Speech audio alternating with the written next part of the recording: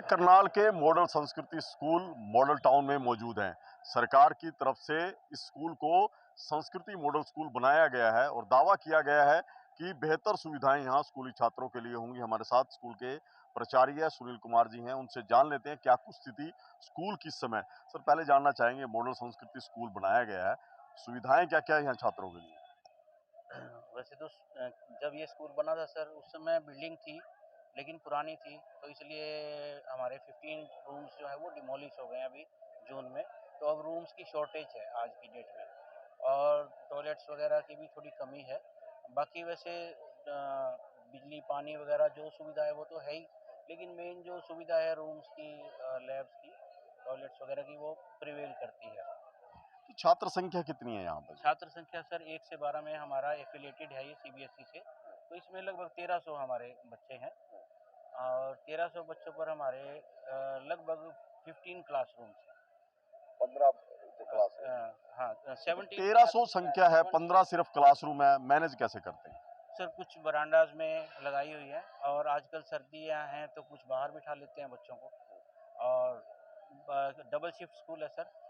शाम को लगते हैं हमारे सेक्शंस जो है 9 और 8 17, और सुबह 18 से सॉरी, शाम को की शिफ्ट में सुबह की शिफ्ट में 18 और शाम की शिफ्ट में 21 सेक्शन हमारे बैठते हैं। तो 15 कमरे हैं, 17, 18, 21 तक सेक्शन है, हाँ जी। लैब भी होंगी, मिड डे मील के लिए भी व्यवस्था होगी, आप लोगों को भी मिड डे ऑफिस मील चाहिए। का सर अलग है, 2 लैब्स अलग हैं, कंप्यूटर लैब भी अलग है।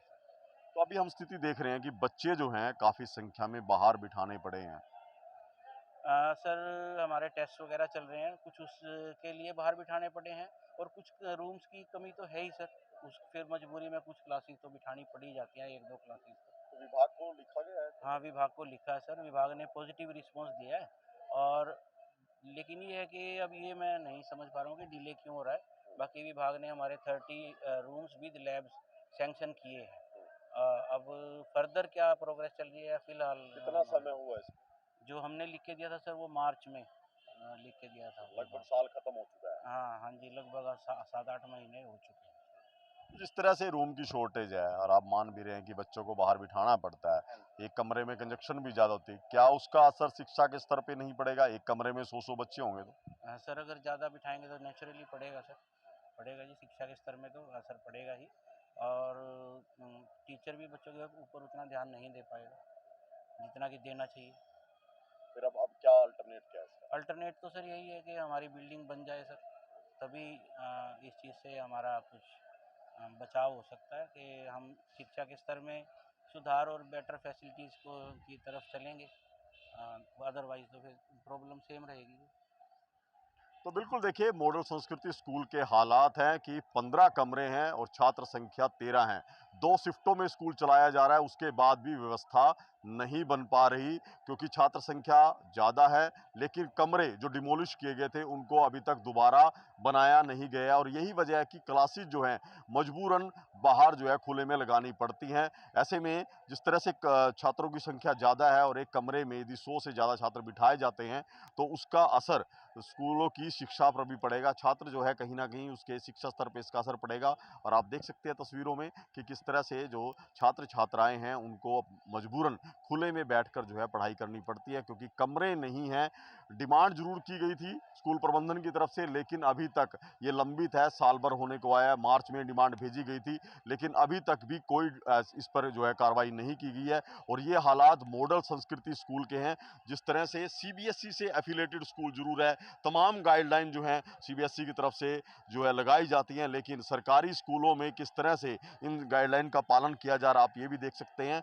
ये मजबूरी है यहाँ के शिक्षकों की कि छात्रों को पढ़ाना जरूर है, लेकिन पर्याप्त संख्या में कमरे नहीं होने की वजह से छात्र छात्राएं आप देख सकते हैं वो खुले में बैठने को मजबूर है। अब सर्दियों का सीजन जो है शुरू हो चुका है, ऐसे में कहीं ना कहीं दिक्कतें जरूर इन छात्रों की बढ़ेंगी।